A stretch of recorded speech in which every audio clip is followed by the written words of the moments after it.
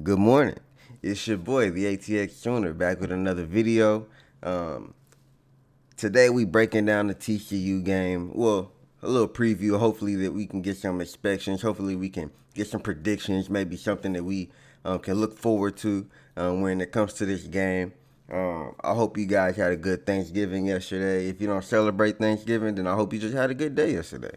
Um, Clearly, I had a good day. I was supposed to upload yesterday, but we didn't get back home until like 2:30 in the morning or something like that.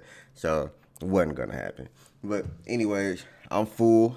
I'm fat. I gained a few pounds, so I'm happy. But anyways, if you could say the same, I'm glad that you had a good time. But let's talk about it, man. Let's talk about this TCU game. And let's talk about TCU as a team, okay?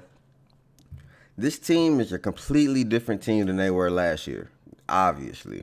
I mean, last year they were kind of overachieving. I would look at last year's TCU team similar to our team this year, where nobody expected anything from TCU, but they were great at the end of the year.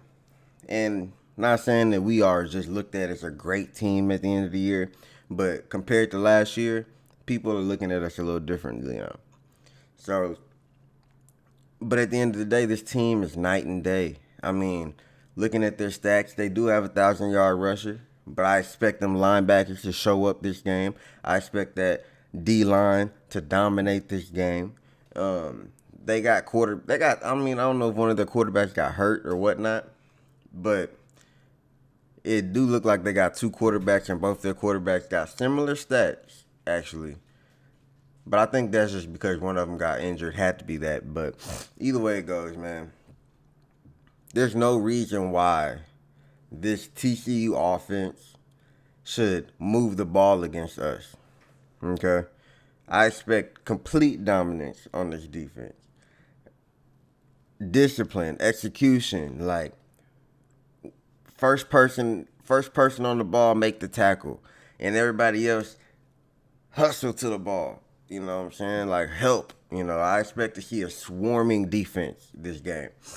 Just do what Oklahoma do. I mean, we got to make up for what we saw last week on tape. We got to make up for that. That was ugly. That was horrible. And we came out with the dub at the end of the day, which is a good thing. But I mean, if you're being honest, that's not something that we would like to see going forward. And this is the last game. I mean, you gotta end it off with a bang. I mean, you can't go out there BSing because if you play TCU like you played BYU last week, it's not gonna be good for us.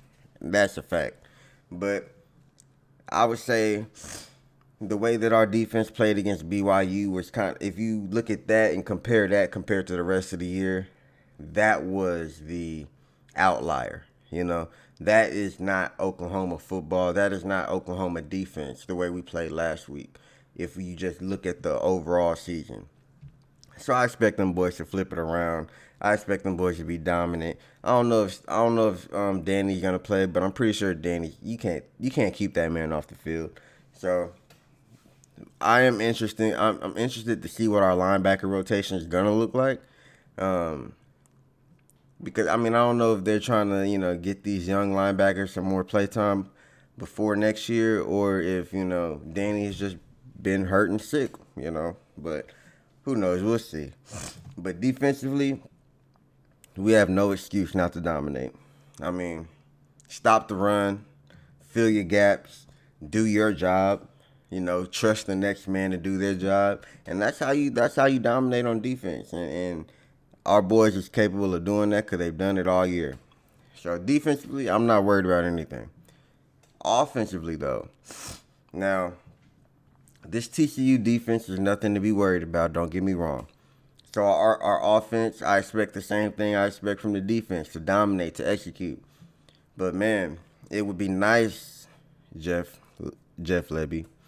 It would be nice if we can establish some balance. I mean, I've been, not me, we have all been, us, sorry y'all, we have all been begging for balance, man. I mean, when it seemed like we couldn't run the ball in the first quarter of the or the first 3 quarters of the year, damn near. Seemed like we weren't able to run the ball. Looks like we got that figured out now. So now that we got that figured out, can we start with that? Can we establish that first? I'll expect us to establish dominance in the run game. Let them O linemen do their work. Let them boys get gritty and dirty, and let's run the ball. And Sawchuck and Tywee. Please, we don't want to see any wide receivers in the backfield. I don't know why that's a thing, but we don't have to do that. We don't have to be the cute team. I mean, the Crimson and Cream is beautiful enough. We don't have to be cute on play calling. But establish the run early. In DG, use your legs. I mean, we all know that you're better when you use your legs. Do that. I mean, this is and I mean, obviously these guys know this stuff. This isn't. I'm not preaching to them, but I mean, it would be nice to see these things. I mean, can we establish the run? Because guess what? If we establish the run, then them passing lanes are gonna be wide open. Nick Anderson gonna be wide open 40 yards down the field. Drake Stoops gonna be open on a 15-yard in route. That might be crazy. It might be a 5-yard in route. Who knows? But it's gonna go 40 plus after he catches the ball. I mean, we got the weapons. Gibson might make an appearance today. I mean, who knows? Freeman, they might give him the opportunity to, actually be a wide receiver. Because I don't know. I look at G Freaky more like they're using him as a run, like a running back almost this year. Like they don't give him the opportunity to really go deep, and I don't know. Maybe it's something I'm not seeing when I'm watching it because I'm only watching it one time live. But it could be me. It could be me. I'm not seeing it. But one thing I don't remember seeing this year at all is G Freaky just going crazy down the field, deep threat, bomb, catch, touchdown. I haven't seen that this year, and that's something I would like to see from G Freaky.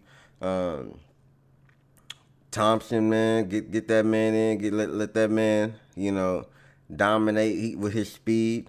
DG, you got to get the ball out. You got to get the ball out on time because he will outrun you. Farouk, I mean, come on, we got so many weapons on offense that there's literally no reason for Oklahoma to have any question marks on offense anywhere. Whether it's the run game, the pass game, the quarterback run game, like literally, we have. In our offensive statistic will say that as well. We have the weapons on offense to battle the best of them. It's just different when it comes to the play calling. And I'm not gonna harp on that, but at the end of the day, facts is facts. We all know that our play calling has held us back. On top of the lack of execution with the play calling, but I mean. For the most part, I look at it like if you run a straightforward offense, and you could do the hurry up offense and all that, but if you run a straightforward offense without the cute stuff, it's a lot harder to mess that up. When you trying to be cute all the time, then you're gonna have more of a chance of somebody jumping on a false start, or holding a holding call being made because you got to hold your man a little bit longer because something cute's going on. Like, I don't know, maybe I'm going off on a tangent. You tell me. But yeah, man, I expect dominance, man. I expect us to put it. I think their defense is not even the top 50 defense. Their offense is like ranked 46 or something like that. I don't know. It's no reason why we shouldn't. The score is gonna be. I'm gonna say 42-17. Lock it in, stamp it. 42-17, Oklahoma, of course. That's what I expect. Like I expect a whooping. You know what I'm saying? And who knows? Maybe after this game we can get in the top 10. I mean, I know that doesn't really matter when it comes to the playoffs at this time, but it looks good. It looked good to be unranked the year before, to be a top 10 team at the end of the year. So, man, I know y'all ready. It's game day. I know y'all out there tailgating right now. Be careful, Get drunk, do your thing. Don't get me wrong. Have a good time, but be smart at the same time. Um, and yeah, I mean, let's take this dub. Let's end the year off with a dub. Let's get this 10-game win this year. Like, let's get this 10th win. I mean, we are a happy fan base. Whenever in that win column, it's a double-digit number. We are a happy fan base when that happens. And we are in the perfect opportunity. We got the perfect opportunity to make that happen today. And I expect it to be done. So, checking out, man. Just wanted to, before I check out, let's do some positivity, man. Rocky back there. You good, man? Yeah, you all right. But I'm praying for y'all. I hope y'all are praying for me, man. It's early in the morning. Go brush your teeth. I know your breath stink. Mine might stink a little bit. Don't get me wrong, but it is what it is. I gotta get this work in, man. I gotta get y'all this video for this preview. I'm trying to be consistent with it. I couldn't do it yesterday because Thanksgiving was a packed day. I was moving and grooving all day yesterday, but we back. It's game day. I'm excited. I know we gonna take the dub. I know we gonna dominate, and yeah, take care of each other. Be the light in somebody's life today, and just do you, man. Just do you, because you're good enough. I know that. Like, doing you is good enough for the world, and that's all. I mean, I know if you're watching me, then that's all I gotta say, man. Doing you is good enough. Thank you for tuning in. I'll be back tomorrow. I would say, let's say tomorrow. I'll be back tomorrow with a breakdown of today's game, and yeah, let's get this dub, man. Let's get this 10th win. It's in our DNA, and y'all know that.